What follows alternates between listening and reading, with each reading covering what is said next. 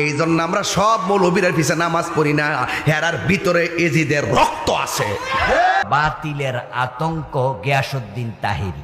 আমি আশ্চর্য হলাম, হয়ে আমি বললাম এই যদি বাতিলের আতঙ্ক হয় তো বাতিল ডাকে না। আবার কোন যে আমরা মিলি না, কিলকে মিলতাম কেমনে? যার সাথে আকীদার দ্বন্দ্ব, যার আকীদা ঠিক না, তার সঙ্গে কোনোদিন ঐক্য হতে পারে না। রাগ করলে করবেন, গুসা করলে করবেন, আমার কথা পরিষ্কার। কথা কি? কথা পরিষ্কার। দাড়িওয়ালা টুপিওয়ালা পুরা নামাজে টামাজে আজানে একামাতে নমুনে সমুনে রঙে ডঙ্গে কোনো দিক তো কমতি নয়। ফতুয়া সানমিয়া ফতুয়া মনটা কি মিয়া মানেও মনটা মানে কোন যে সেতি গিল লেগে সে তার কাম করছেন যেতাম না। আল্লাহ বাঁচাইছে যে যদি এই মুহূর্তে কারবালা হইতো, পুরা আপনার বাড়ি আমার বাড়ি যা আছে সব বেচা বিমান দিয়ে উড়াইয়া ভানি নিলাম হইলে, আমার সাথে তার লাড়ি লোকে টুকে বইটা মোডেল লয়ে দিলাম হইলে, যাই আসে একবার তলোয়ার দিয়ে এই মুনাফিক গুলার সাইজ করে নিলাম হইলে। মুনাফিক, এই মুনাফিক কাফের চাই তার ভয়ঙ্কর। রসুল বলছে কাফের বালা, মুনাফিক আরো খারাপ।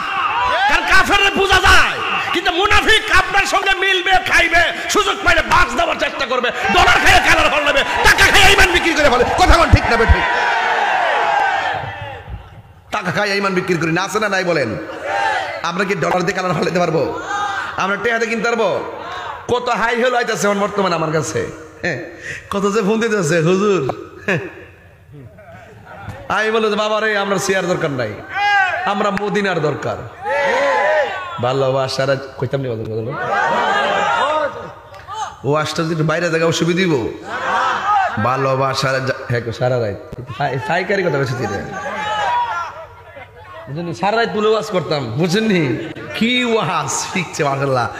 ভালোবাসার জায়গা মদিনা, ভালো লাগার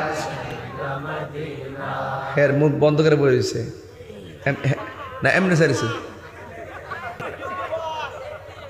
আর লড়তেছেন। আমরা তাহলে হের ভাবে না আছে আর নিজে কইতে আওয়াজ করেন।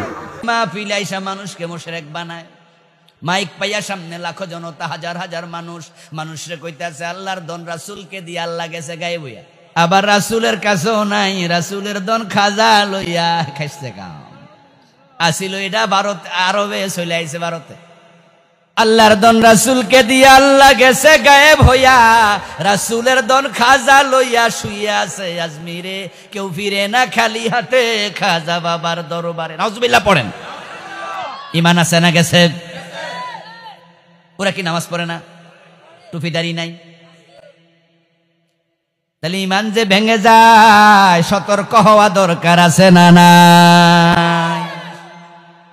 এই শিরিক নিয়ে আমি বই লিখছি, এ বইয়ের মাঝে আমি 29টা শিরিক লিখছি। 29টা। ও দোস্ত, জানি না আপনার এলাকাতে মাজার আছে কিনা। যে এলাকায় বন্ড ফিরের মাজার আছে ওই এলাকার অধিকাংশ মানুষ মুশরিক হয়ে গেছে। শিরকের বাজার মিল্লা যায়। মাজারে মানত করা শিরিক, মাজারে সেজদা দেয়া শিরিক, মাজারের কাছে কিছু চাওয়া শিরিক। অথচ মাজারে গেলে দেখবেন টাকার অভাব নাই, এমন মাজারও আছে দুমুন্না বস্তায় টাকা ভরে নেয়া লাগে। বাতি নিবে গেলে মসজিদে দেখবেন মোমবাতি নাই, সভাপতি কয় ও মুয়াজ্জিন সাহেব মোমবাতি জ্বালাইয়া দেন মাগরিবের সময়। কয় স্যার মোমবাতি তো নাই, বিদ্যুৎ তো যায় না, কিনিও না, মানুষও দেয় না। কিন্তু মাজারে দেখবেন দিনের বেলা মোমবাতি জ্বলে। এত মোমবাতি আইসের করতে জিবরিল আমিন দিয়ে গেছে, ঠিক না? তো দিল কেডা? ওই যে এলাকার লোকেরা মুশরিক হয়ে যাচ্ছে। মহিলাদের মাঝে এই শিরিক খুব বেশি। মুরগির যদি ঠ্যাং ভাঙ্গে তাও মানত করে ল্যাংটা বাবার দরবারে 5টা মোমবাতি। অথচ মানত একটা ইবাদত, ইবাদতের মালিক কে? তাই মানত যদি কখনো কেউ করে শুধু আল্লাহর নামে, কোনো মাজারের নামে নয়। মাজারে টাকা দেওয়া মানুষগুলোর বিবেকের দিকে তাকায় আমি মাঝে মাঝে অবাক হই। খাইছে রে, এই ব্যাককল হইল কেমনে? বিবেক কি কুকুরে প্রস্রাব করে নষ্ট করে দিল নাকি? এই যে তুমি গোলাপ সার 100 টাকা দিলা, এই যে কেল্লা সারে 500 টাকা দিলা, আপনারা বলুন তো গোলাপ সার শতকরা কত পাইছে?